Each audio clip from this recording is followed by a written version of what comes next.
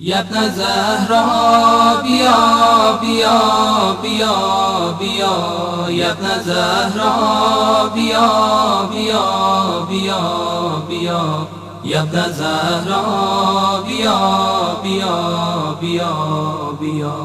منتظرم منتظرم تا فصل هم عهدی بیاد، با ذوالفقار حیدری صاحبمون مهدی بیاد.